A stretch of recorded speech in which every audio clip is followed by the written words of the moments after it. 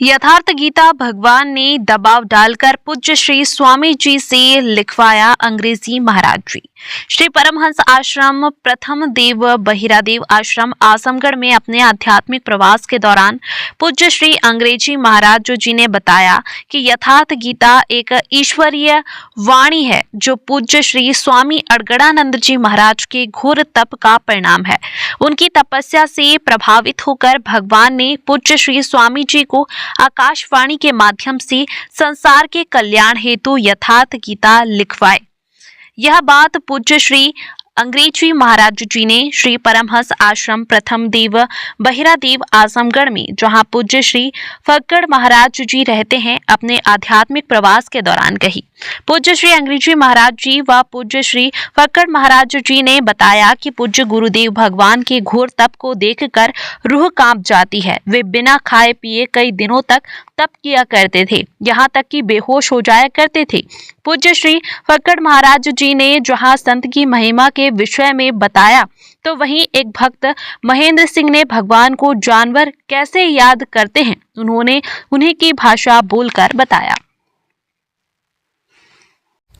हमारी वार्ता पूज्य श्री स्वामी जी के शिष्य पूज्य श्री अंग्रेजी महाराज जी से हो रही है। ये इस समय श्री परमहंस आश्रम प्रथम देव बहिरादेव आए हुए हैं आध्यात्मिक प्रवास पर। महाराज जी कुछ स्वामी जी के जो यथार्थ गीता उनको प्रेरणा मिली है और सुना जा गया 78 से उनको भगवान ने आदेश दिया आकाशवाणी के द्वारा कि यथार्थ गीता लिखा जाए। फिर उन्होंने कैसे कैसे लिखा, थोड़ा सा बताएंगे महाराज विस्तार से। देखिए, जहाँ तक हमारे गुरु महाराज जी के चरणों में आना हुआ जगतानंद में, तो उस समय तक से ही मैं बता पाऊंगा। यह प्रेरणा तो कई जन्मों की है, एक जन्म का हुआ नहीं। भगवान को आकाशवाणी हुई, भगवान ने लिखा नहीं कुछ, भगवान से लिखवाया गया। भगवान ने कुछ नहीं लिखा है, भगवान से लिखवाया गया गुरु महाराज की प्रेरणा से। और आदेश हुआ कि ये दौलत है उसको फ्री में बांटो दुनिया में। लोग बहुत कष्ट में हैं, तकलीफ में हैं, उनका समाधान होगा। और तू गीता लिख, मैं तुम्हारे पीछे पीछे हूँ। महाराज जी को ऐसी प्रेरणा हुई, ऐसी कई बार आकाशवाणियाँ मिली। महाराज चपेट में पड़ना नहीं चाहते थे कि ये लफड़ा वो लफड़ा कौन लेगा, भजन करने घर द्वार से निकले हैं तो भजन करेंगे। भजन पर शुरू से ही महाराज जी का ज़्यादा बल था और आज भी है। भजन कीजिए, भजन कीजिए, भजन कीजिए। नहीं करते करते भगवान खुद रथार्थी बन करके हमसे आपसे भजन करवा भी लेते हैं, अन्यथा अपने चाहने से भी भजन वजन नहीं समझ में आता। और महाराज जी की कितनी कठोर तपस्या, कितनी कठोर तपस्या मैं एक्सप्लेन नहीं कर पाऊँगा। और हमारे जो भी है गुरु भाई लोग सुनते हों, मैं उनसे भी अनुग्रह करूँगा कि महाराज जी के पथों पे हम लोग चलें और उनकी कृपा आशीष अपने सारे भक्तों को और साधु संतों को दें। और यहीं से गीता की रचना सन 87 से शुरू हुई थी, 84 में निकली है या 83 में। पहली प्रतिलिपि आई थी, उसका कीमत था 12 रुपया। साधारण सा एक पेजेस में एडजस्ट किया गया था। और एक समय वो आया कि आज हर घर में गीता का प्रचार प्रसारण हो रहा है और काफ़ी लोग लाभान्वित हैं महाराज जी के इन अमूल्य शब्दों के लिए, अमूल्य वाणियों के लिए। और सारे चराचर जगत में जितने जीव प्राणी हैं, सबके मानव कल्याण के लिए भगवान ने यह अमृत वाणी हमें लोगों को प्रदान किया है। और अगले जन्म की भी व्यवस्था दे दी है कि तुम अगर ये सही सही चलेगा तो अगला जन्म भी क्लियर है, श्योर है कि वो अगला जन्म भी अच्छा होगा। महाराज जन्म की क्या बात। स्वामी जी जब लिखे होंगे यथार्थ गीता उस समय, तो उस समय तत्समय के तमाम आचार्य थे, प्राचार्य थे, मठाधीश थे, महामंडलेश्वर थे, सबका विरोध भी हुआ होगा। तो कैसे स्वामी जी सामना किए थे महाराज जी? भगवान ने कैसे उनको महाराज जी के श्रीमुख वाणी से तो हमने यही सुना था कि गीता लिखने के पहले ही महाराज जी ने को अनुभव हो गया था कि विरोध होगा। लिखने से पहले आहट हो गया था जी। कोई समय में महाराज कहते कहते मुझे ही समझा रहे थे कि देख, विरोध होना मतलब एक चैलेंज है और जिसका विरोध नहीं हुआ वो आज तक कोई महापुरुष हुआ नहीं। हमारे दादा गुरु आए, रामकृष्ण परमहंस महाराज जी आए, बुद्ध आए, जितने भी समय काल के महावीर स्वामी आए, कबीर आए, सबका विरोध हुआ है। राम का हुआ, कृष्ण का हुआ। तो ये एक सिस्टम है विरोध, और महापुरुष इस सिस्टम से ही चैलेंज करते हैं प्रकृति को। और गुरु महाराज की कृपा से सब बढ़िया शुभ मंगलमय हो रहा है।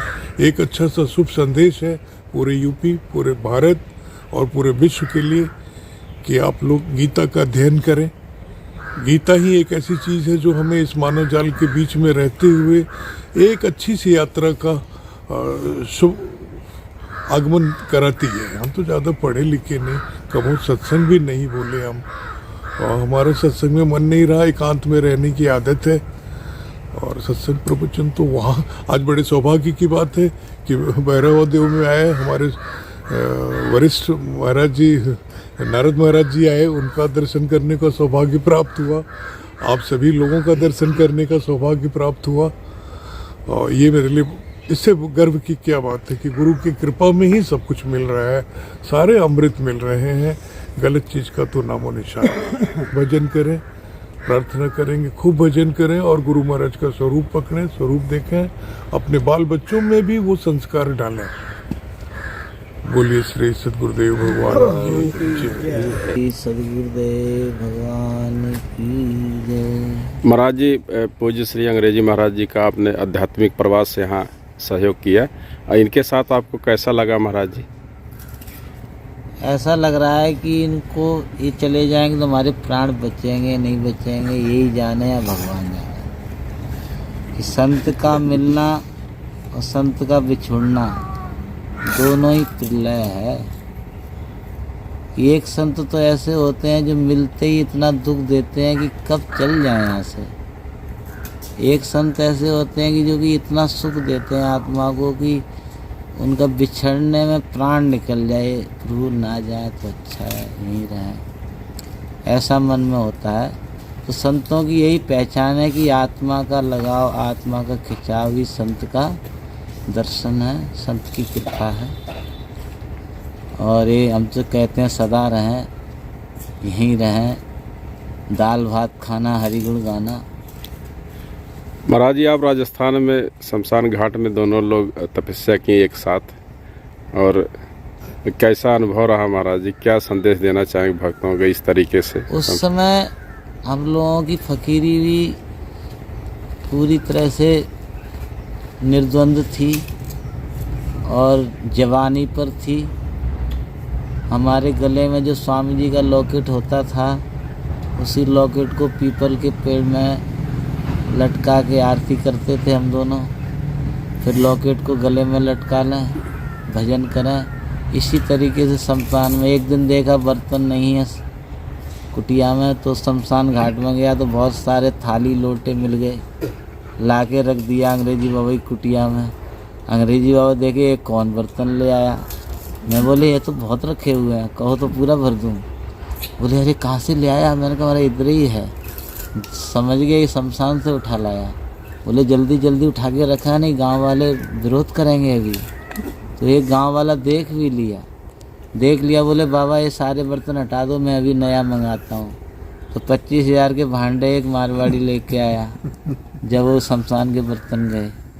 और महाराज जी की रहनी एकदम अद्भुत रहनी रही, जंगली रहनी रही। एक बार महाराज मेरे को मृत मिले थे, जैसे कि मरे ही गए हैं, डॉक्टर जवाब दे दिए थे। तो महाराज जी का हमने 1 महीने सेवा करके इनको स्वस्थ किया। तब से महाराज जी का इतना लगाव हमसे है कि कहीं भी सुनते हैं तो आ जाते हैं, बिना बताए भी आ जाते हैं, विश्वास रखते हैं। और संत संग अपवर्ग कर, काम भव कर पंथ। कहाँ ले जाइबा? ले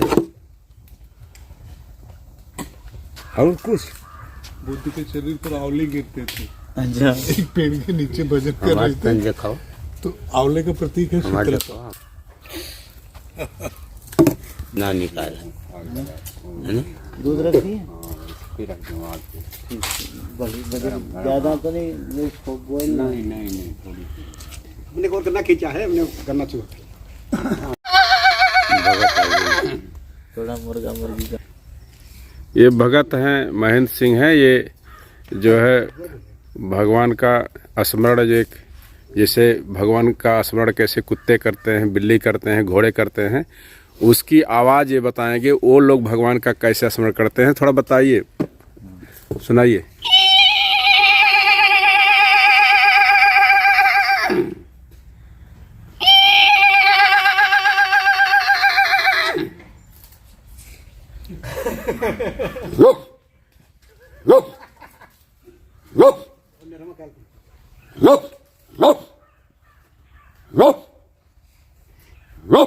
इसकी मूछें उड़ती है। अब भाई टंकी पकड़ने से मारा।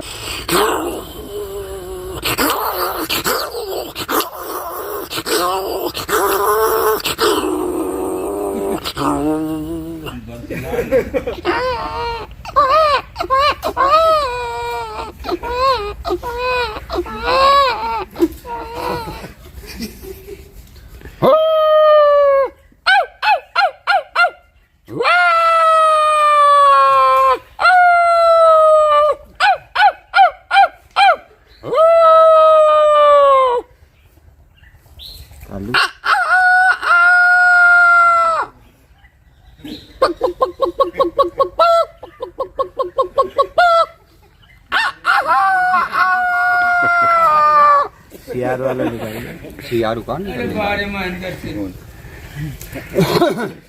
और ठीक है, बैठ।